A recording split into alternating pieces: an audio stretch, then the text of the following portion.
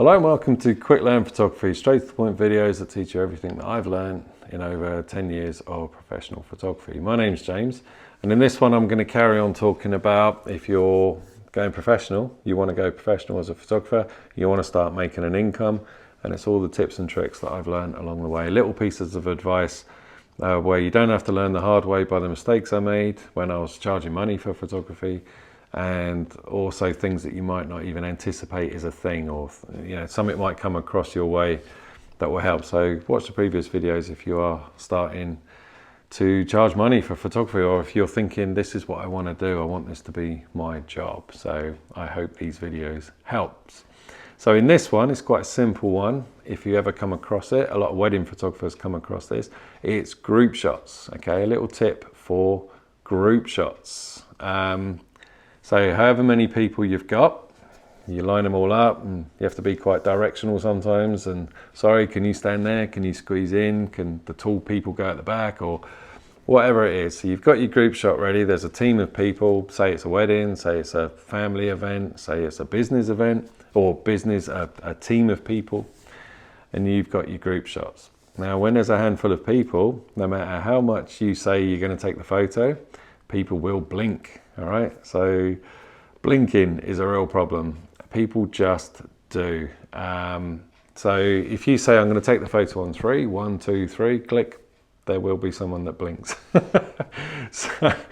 So a tip for that is to put your camera on burst mode, like a high burst. Most of them do. So you don't just take the one shot, you press it and hold it and it bursts. So whatever speed your camera can go to. Some can go crazy high, some can go, sort of say 7 frames a second or 5 frames a second.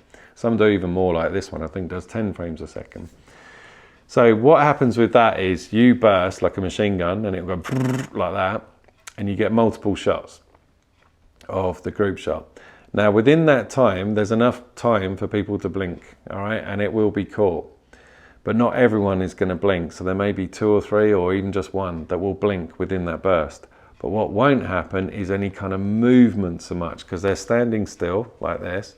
They're not going to do that while you're bursting. So when you go, their body posture, head, everything is going to be exactly the same. But they may blink. So then what you do is you load the photos from that group shot. Say you've taken 5, 7, whatever it is you think is good. Usually about 5 is enough. I just do a short burst up like that, and that's done.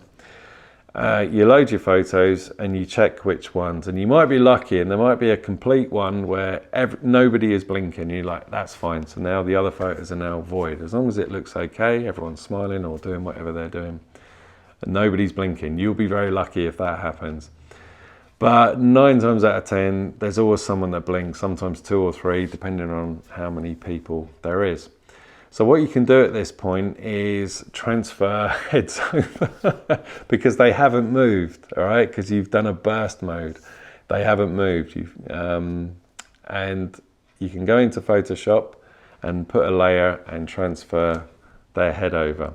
In fact, I'm going to demonstrate that now, all right? Okay, so what I've done here is I've loaded 2 images into Lightroom. Let's expand that. And these aren't real. This is AI because I can't use clients' photos for this sort of thing. So I asked AI to replicate a typical sort of corporate headshot scene, which this did very well. Now, they're exactly the same image because I would have done this in burst mode. Like I said earlier, you put your camera on burst mode, press and hold, and within that short frame with say 5 or 6 frames, people don't move. They don't move their heads, nothing. So everybody is exactly the same. But what it will catch is blinking. And as you can see in this one here, she's blinking. And in this one here, he's blinking. But their body posture and heads have not moved. All right, so that's vital. And you're going to see why in a minute.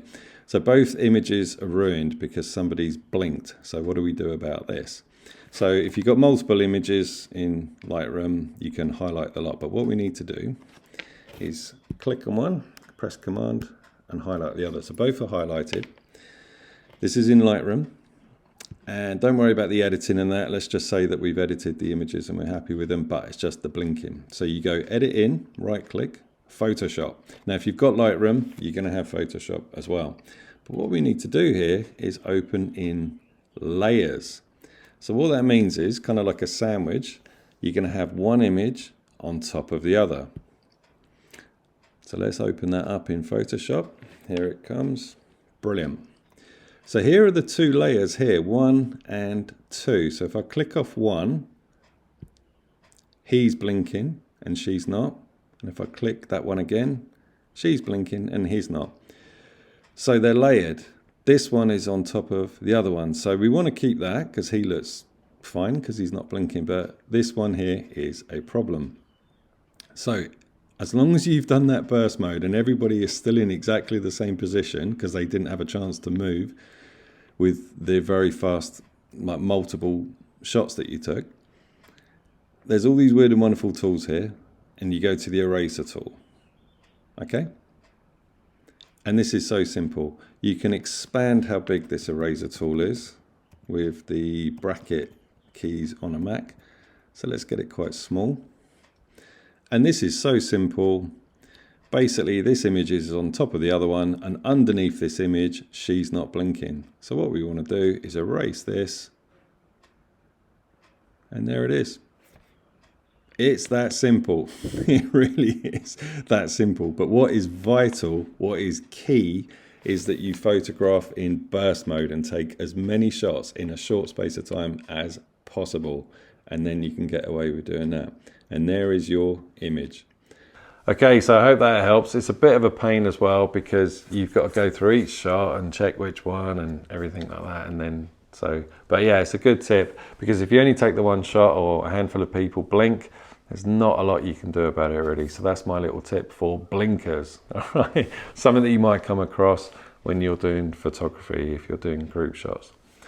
Now, if you need any more coaching at all, I offer one-to-one coaching online. The details are down below.